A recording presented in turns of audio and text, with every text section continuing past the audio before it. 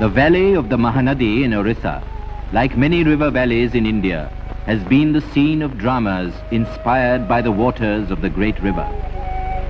In fact, the people living in this valley learn to fear the river's changing moods.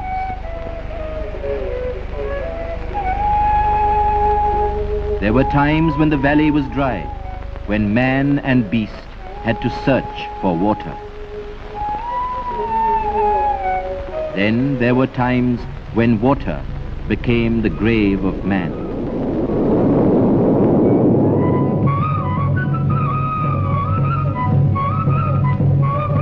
Flood and famine. This was the cycle of life, it seemed. And the people of the valley, with courage and fortitude, came to accept this suffering as if it were all-powerful fate moving in mysterious ways.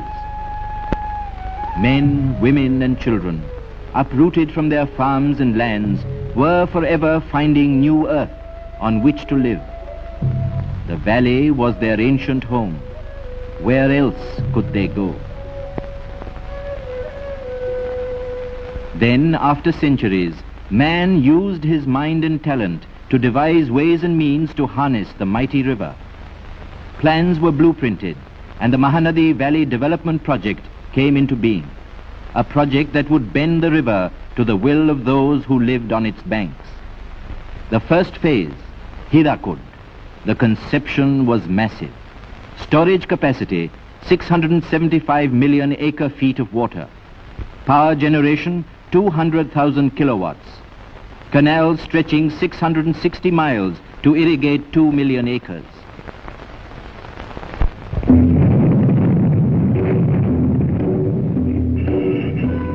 Thus began the construction of the world's longest dam.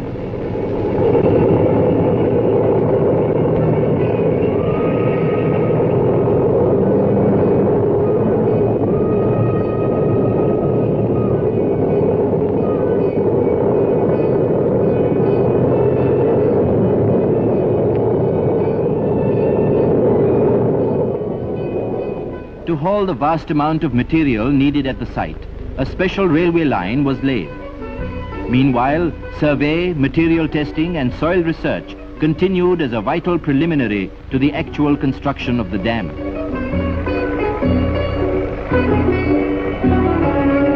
At the dam site, 8 miles from Sambalpur, the face of the valley began to change.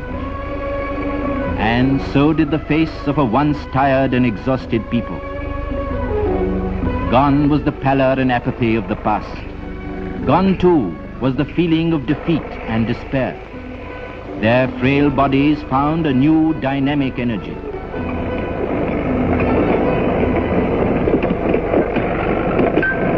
By now, the workers' colony too had grown.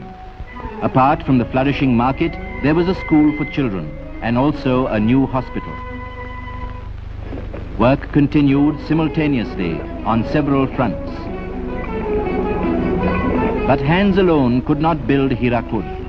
Machines reinforced the effort of man.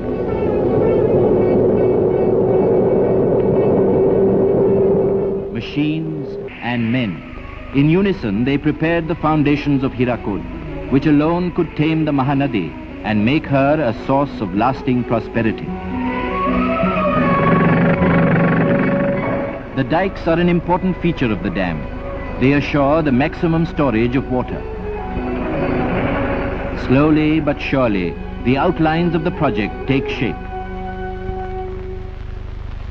Engineers review the progress of construction. They tackle the specific problems arising from this complex undertaking. The decisions taken here are embodied in the master plan, which guides work on all sectors of the project.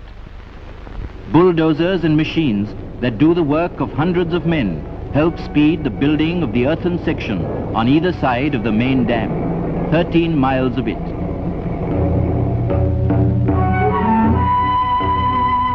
Over 700 million cubic feet of earth are being removed from the neighboring borrow pits. Enough earth to build a 10-foot highway from Cape Comorin to India's capital. These earthen sections are the arms, as it were, of the body of the project, the main dam. where batteries of machines are crushing stones, mixing cement, preparing in fact the muscle for the curbing of the Mahanadi.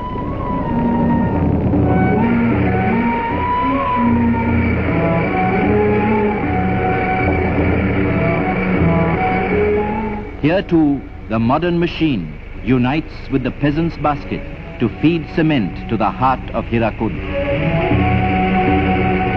On the spillways, concreting has begun after months of hard labor.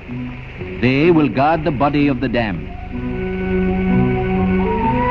These are outlets for the excess water which may threaten the dam. At the same time, the structure which will house the power plant is taking form.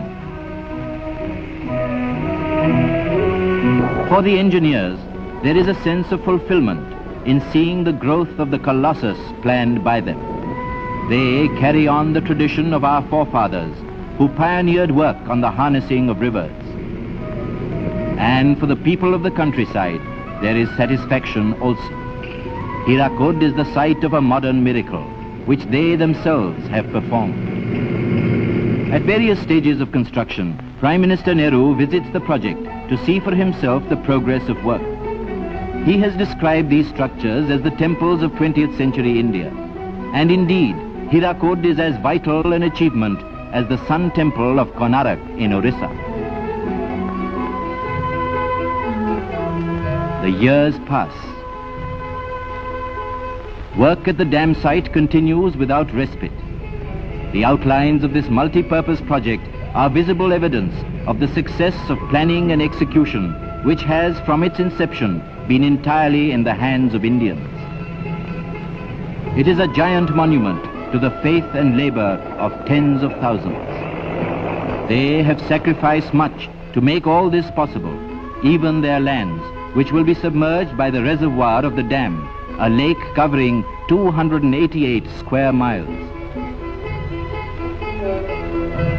But they know that operations have been launched to reclaim new land for them, land which Hirakud will guard and succor. Already many have been settled in new villages. The old patterns of life are returning.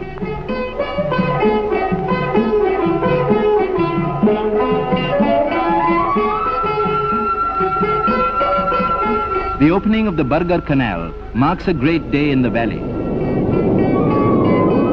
Those uprooted from the site of the dam will now be able to re-establish themselves on new farms along the life-giving canals.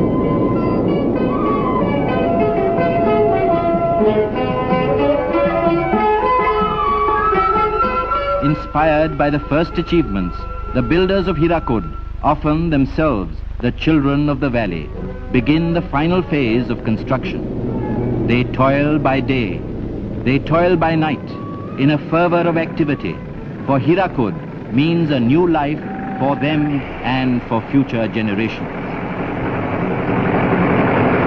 January 1957. Hirakud is complete.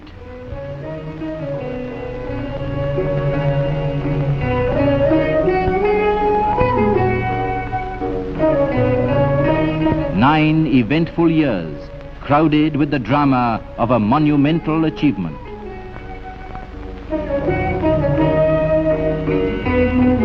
Mahanadi, the great river, is at last controlled by a dam that is 16 miles long, a man-made mountain of earth, stone and concrete, storing the water drained from an area of over 32,000 square miles.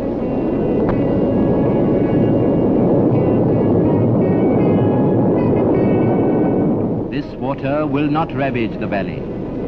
Instead, it will turn the turbines of the power plant, creating electric energy which can be sent hundreds of miles to towns and villages, houses and factories.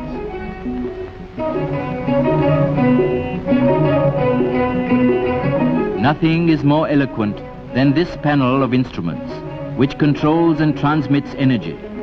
Hirakud, drawing its power from the Mahanadi, now offers that power for the further transformation of Orissa.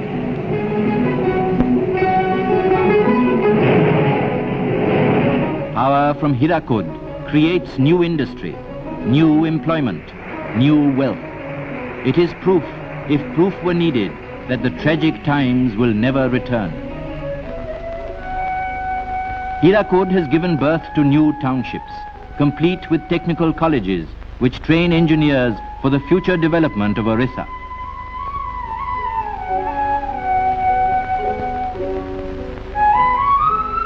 It has given the valley new canals, the first of a vast irrigation system which will be organized to sustain and develop Orissa's agriculture.